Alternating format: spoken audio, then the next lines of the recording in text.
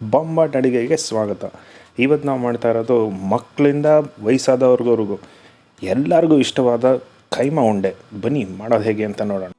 ಪ್ರತಿಯೊಬ್ಬರಿಗೂ ಈ ಕೈಮಾ ಉಂಡೆ ಮಾಡೋದು ಅಂದರೆ ಸ್ವಲ್ಪ ಭಯ, ಎಲ್ಲಿ ಉಂಡೆ ಒಡೆದೋಗ್ಬಿಡುತ್ತೋ ಅಂತ.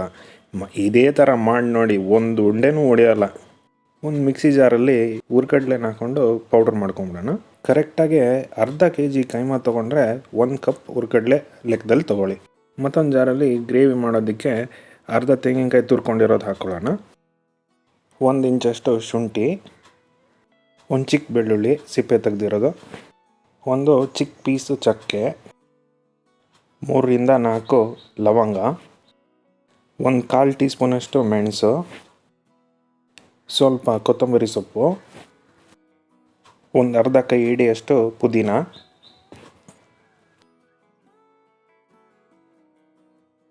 ಒಂದು ಅರ್ಧ ಟೀ ಸ್ಪೂನಷ್ಟು ಖಾರದ ಪುಡಿ. ನಿಮಗೆ ಖಾರ ಜಾಸ್ತಿ ಬೇಕು ಅಂದರೆ ಒಂದು 3/4 ಟೀ ಸ್ಪೂನ್ವರೆಗೂ ಹಾಕ್ಕೋಬೋದು.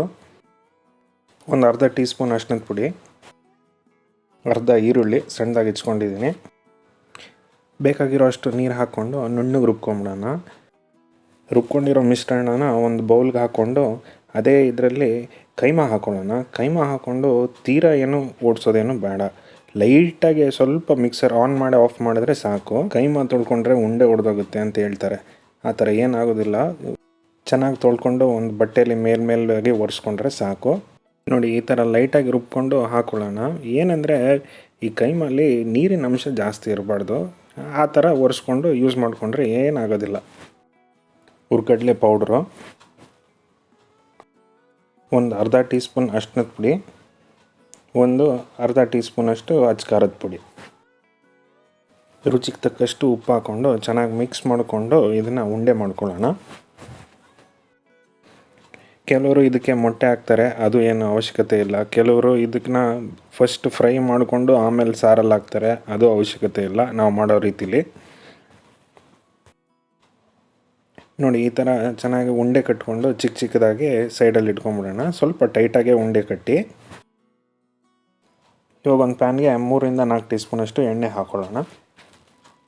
ಮತ್ತು ಕೈಮಾ ಓಡಿಸ್ಕೋಬೇಕಾದ್ರೆ 1-2 ಇದು ಮೂಳೆ ಕೊಡ್ತಾರೆ, ಅದನ್ನು ತೊಗೊಂಬನ್ನಿ. ಯಾಕಂದರೆ ಈ ಮೂಳೆಯಲ್ಲೇ ಇರೋದು ರುಚಿ ಸಾರಿಗೆ.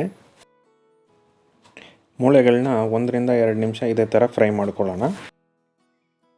ಮೂಳೆಗಳು 1-2 ರಿಂದ 3 ನಿಮಿಷ ಫ್ರೈ ಮಾಡ್ಕೊಂಡಾದ್ಮೇಲೆ ನಾವು ರುಬ್ಬಿಟ್ಕೊಂಡಿರ್ತೀವಲ್ಲ ಆ ಮಿಶ್ರಣ ಹಾಕ್ಕೊಳ್ಳೋಣ.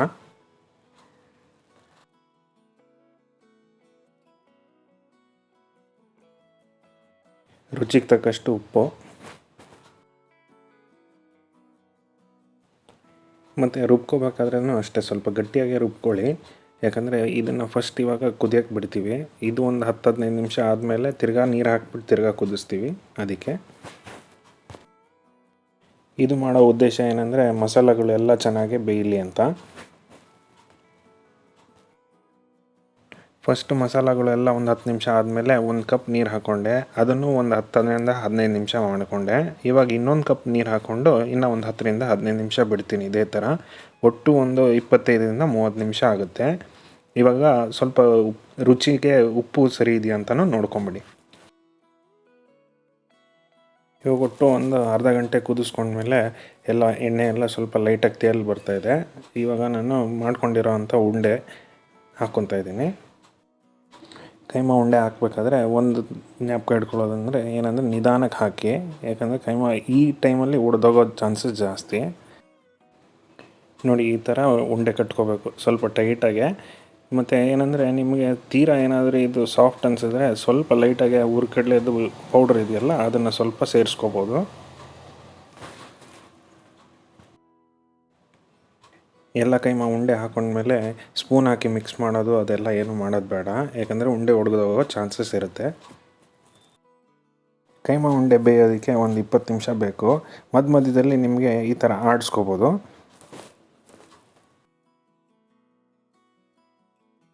ಒಂದು 20 ನಿಮಿಷ ಆಯಿತು. ಸ್ವಲ್ಪ ಲೈಟಾಗಿ ಎಣ್ಣೆ ತೇಲ್ ಬಂತು. ಕೈಮಾ ಉಂಡೆ ರೆಡಿ ಆಯಿತು. ಬ್ಯಾಟಿಂಗ್ ಆಡೋಕ್ಕೆ ಯಾರಾದರೂ ಇಡ್ಲಿ, ಚಪಾತಿ, ಪರೋಟ, ನಾನು ಏನು ಕೊಟ್ಟರು ರೆಡಿನೇ ರೀ.